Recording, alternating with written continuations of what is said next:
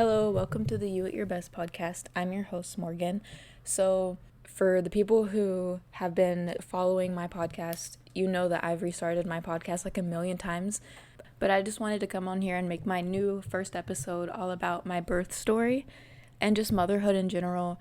I'm going to be talking about some things that are super vulnerable whenever it comes to motherhood that I feel like a lot of people don't really talk about. And I'm also recording this after making the episode because I don't like the intro that I made before. But my baby is almost 3 months old, which is just so crazy.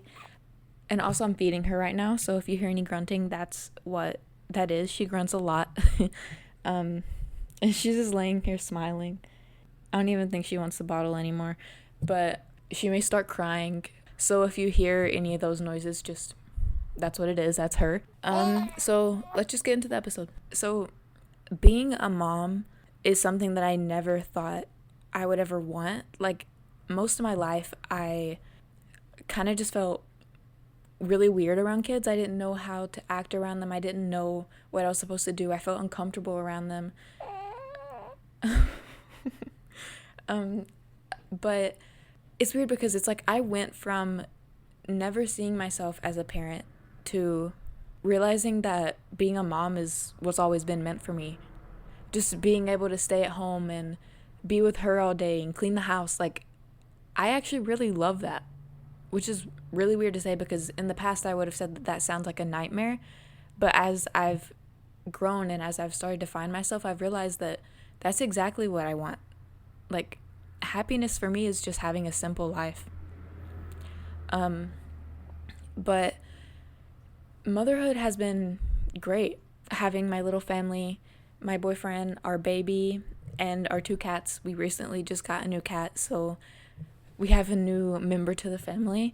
It's been amazing, and I've never felt this kind of love for another human being, which is weird because I'm the type of person that once I get into a relationship, it's like all I can think about. Like, it's all I care about, which I know isn't the best. But in the past, I was like, there's no way that I could ever love anyone as much as I love my partner. But it's like having a baby, it's completely different. It changes you in so many ways. And not even that I love her more than anything on this planet, but also just I feel like I'm more mature. I feel like I am more understanding because, yeah, I've always been the type of person that's like, don't judge parents for how they do things. Obviously, sometimes I was a little bit judgmental whenever I would see parents do things that are clearly harming their kids, like their mental health. But now it's like, I understand, like, being a parent is hard, and judging people or judging yourself is never going to fix or help anything. But just being a mom in general has just changed me in so many ways. And obviously there have been other things that have changed me and that have healed me, like finding out that I'm autistic and that I have ADHD. I think those are the 2 things that really made me accept myself and really heal. But being a mom has healed me in ways that you can't really describe until you become a mom. And like, that's something that I truly believe that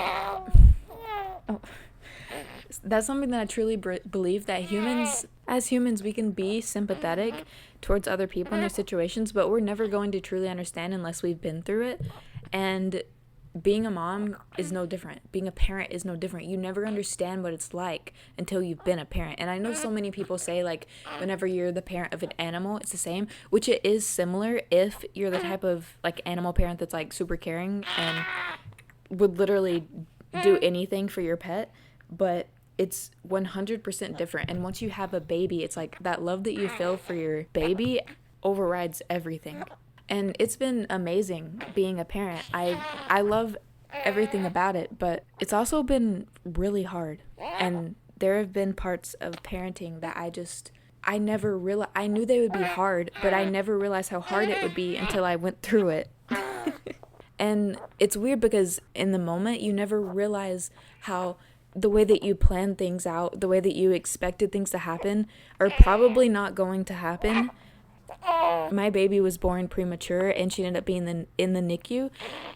And I didn't expect that at all. A part of me knew that she was going to be small because my pregnancy was considered high risk because she was measuring small in general.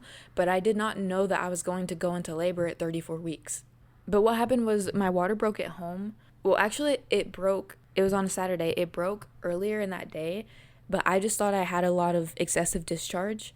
So I didn't think anything of it. And then after I got off of work that day, I came home, I took a nap, and then I got up and went to use the bathroom. And I was like, I'm peeing for a really long time. Because some people say it doesn't feel like peeing, but to me it felt exactly like I was just peeing. And I was like, why am I not stopping peeing? And I kept on like trying to stop, like how you can hold your pee in. It wouldn't stop. So I was like, what is going on? And then I just wiped, and then I got up. I went into the living room with my boyfriend, and it just started dripping out like even more. And then I just stood there in shock staring at him, and he's like, what? Morgan, what's wrong? Like he was so freaked out because my face, and I couldn't speak. I was just frozen. And then finally I was like, I think my water just broke. And then I called my mom and we rushed to the hospital. At that time, I wasn't sure if my water broke or not. I actually called the hospital and asked them if I should come in, and they told me I should. And come to find out, my water did break, but that was actually at 33 weeks, and I was going to be 34 weeks, I think the next day. So for 2 days, I stayed in the hospital, and they gave me steroid shots. And we were just kind of hoping that I didn't go into labor yet until I could get those steroid shots, especially since she was measuring small to begin with. And then they induced me on Monday, because remember, I went into the hospital on Saturday, and they induced me on Monday. So I was in the hospital for a very long time. Well, obviously not long compared to other people, but it felt like forever for me, just being stuck in those walls, not being able to go outside, having IVs in. The IVs were literally the worst part of my labor, by the way. Like,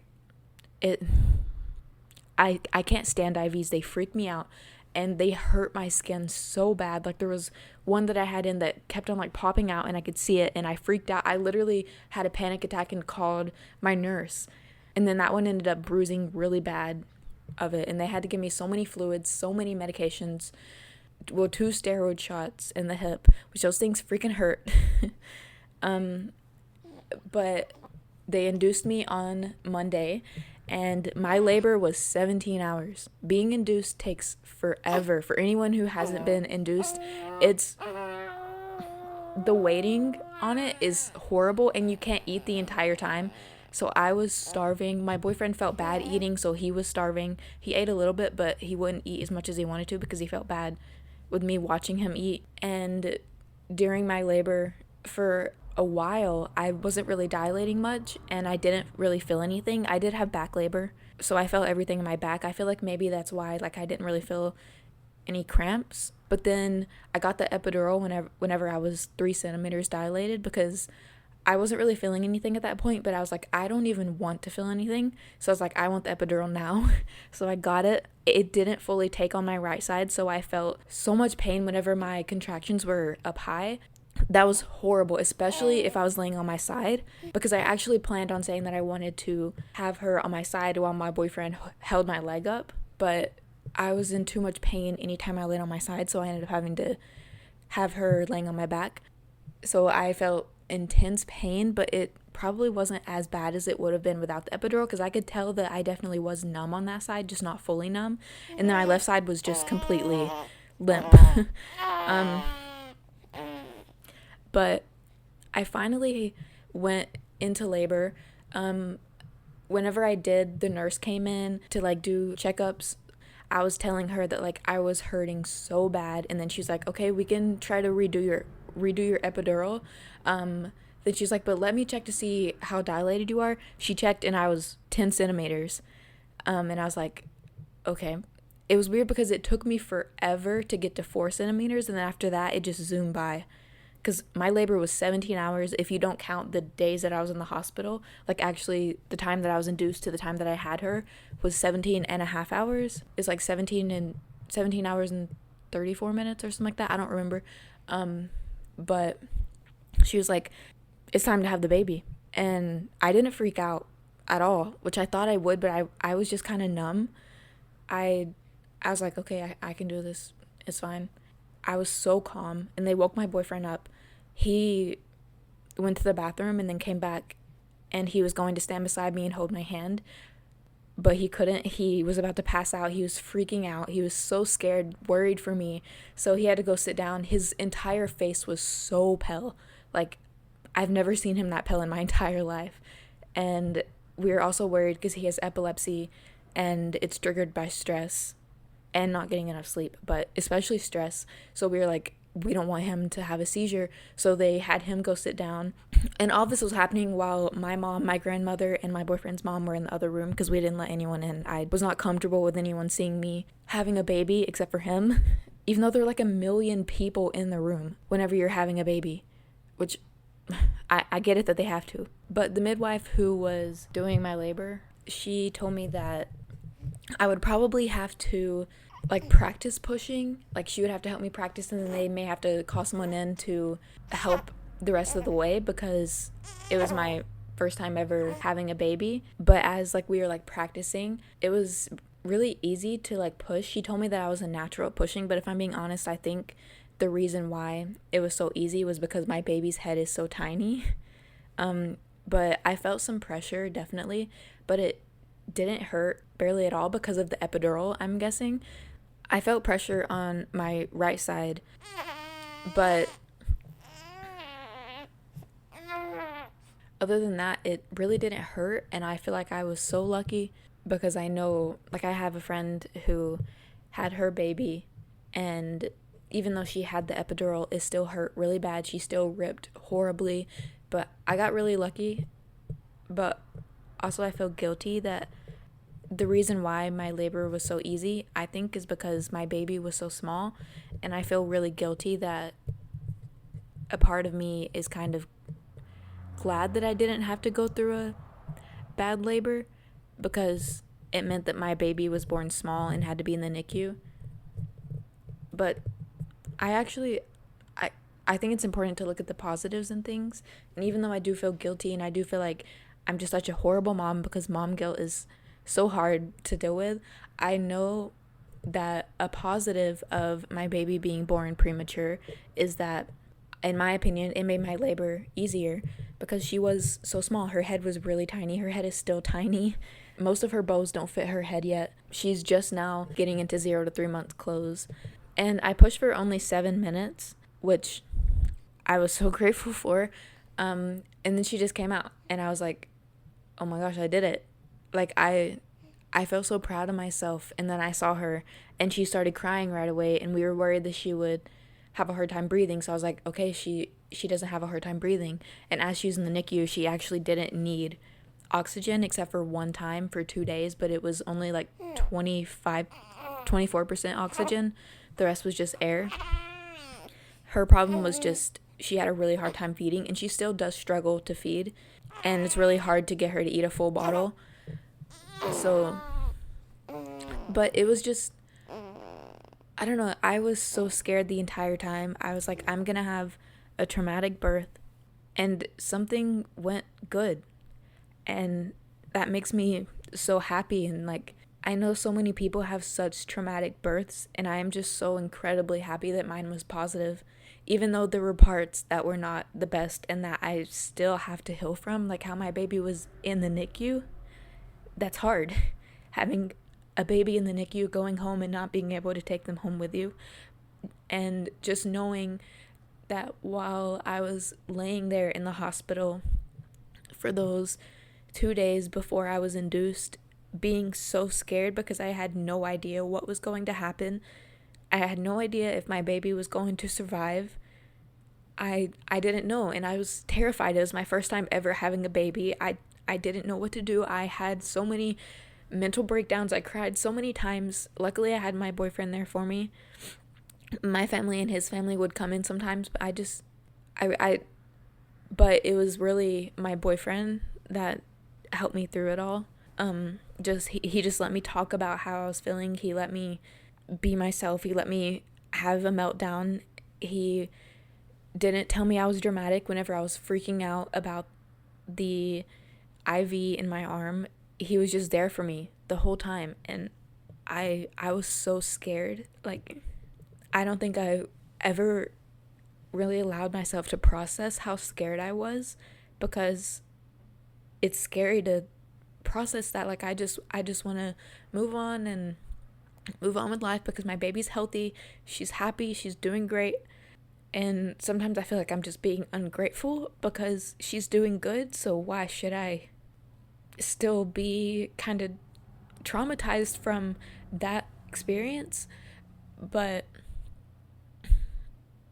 truth is, I have to let myself feel my emotions, or they're just gonna bottle up, and that's what I've been doing. I've just been letting them bottle up and not really talking about it. And that's actually a huge part of why I wanted to start back on my podcast, because I just needed to talk about it. And like, yeah, I have family and I have my boyfriend, but sometimes I just want to sit here on the podcast and just talk about it, just let it all out. And it just feels like such a relief to finally speak about it, because I haven't really been letting myself talk about how hard it was. And even though I had a positive birth, everything else was hard and it was traumatic. And then after I had her, not being able to have her in the room with us, my boyfriend went back to work because we decided that he wasn't going to take off of work until after she came home so that he could help me while she's at home. So I was at the hospital by myself for hours during the day. My grandmother would come after she got off work, but everyone had work and I was just kind of there alone. It was hard. I felt so lonely. I didn't have my baby. I was too scared to go to the NICU because I was so scared that the NICU nurses were gonna judge me or think that I'm a horrible mom. That's another thing that I feel like NICU parents don't really talk about that much, and maybe it's because they don't experience it, but I felt like I was being so judged by the NICU nurses, and then also being autistic, having communication barriers, and I had a really hard time feeling like worrying so much what the NICU nurses thought about me, and worrying like, what if they think I'm a horrible mom? What if I'm not visiting her enough? Because my boyfriend and I usually, after I got out of the hospital, could usually only go up there once a day. We would stay for a really long time, but I don't have a car, and plus I don't know if I can go up there by myself, which is something that really made me hate myself. I was just locked up in the room and I wouldn't leave because I was too scared. I was so anxious. I was like, what if I say something wrong? I have to go into the NICU and mask and be around all those people and talk to people, and I don't know what to say. I don't know how to, like, I know everyone understands that, but I feel like autistic people understand it on such a deeper level. Just having to mask and how exhausting it is. It's like, no matter what you're doing, no matter what the situation is, even if it's something as traumatic as what happened to me, even if it's having your baby in the NICU, you don't know how you're supposed to act.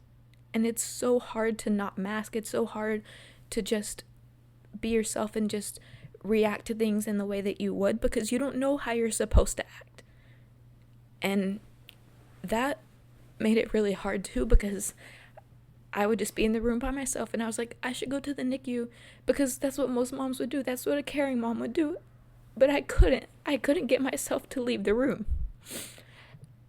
And I feel like that's something that I haven't really forgiven myself for, even though I know, like, it's just how my brain works, and it's 10 times harder for me to go do that than it is for a neurotypical person to go do that. So why do I feel so guilty? But I felt like I was letting the NICU nurses down. I felt like I was letting my baby down. I felt like I was letting my partner down because I couldn't go do something by myself. I had to have him there with me. But something that I've really come to realize is that shaming yourself over literally anything, that's the only thing that makes us unhappy. Like, I've spent my entire life feeling ashamed of things, shaming myself, shaming other people, because I was never taught that the best way to be happy is to just forgive yourself and forgive others.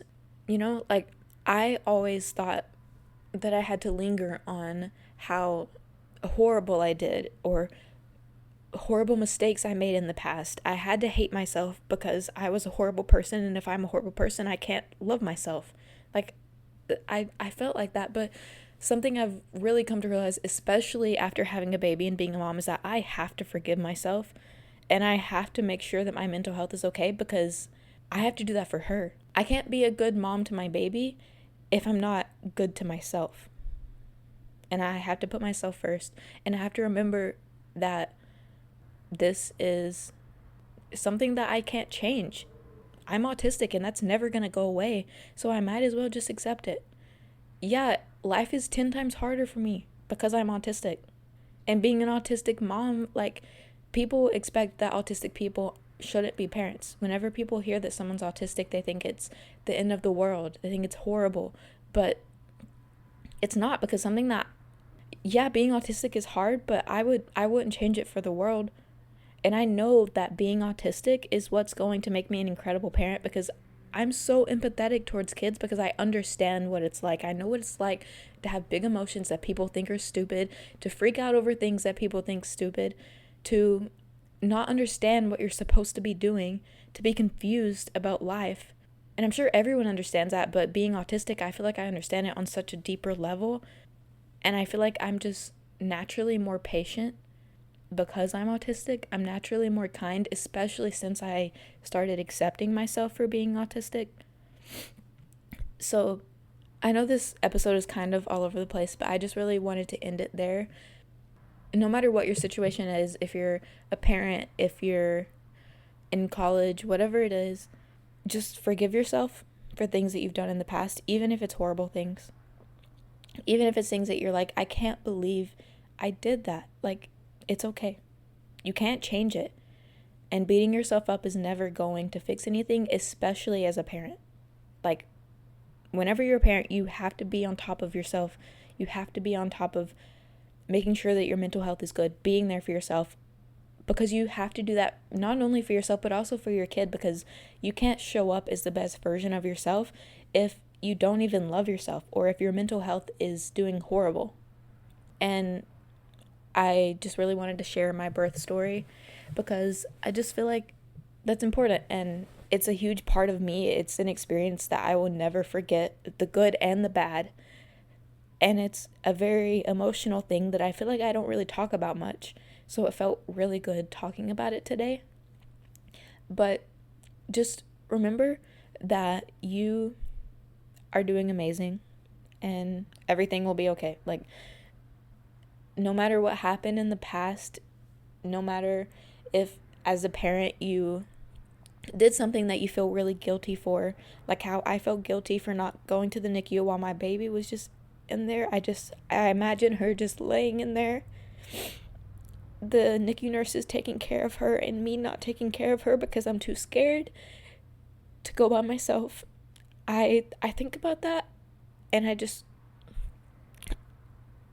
obviously I need to let myself feel how I feel. I need to grieve the fact that my baby was in the NICU and I didn't know how to react or how to be a normal person.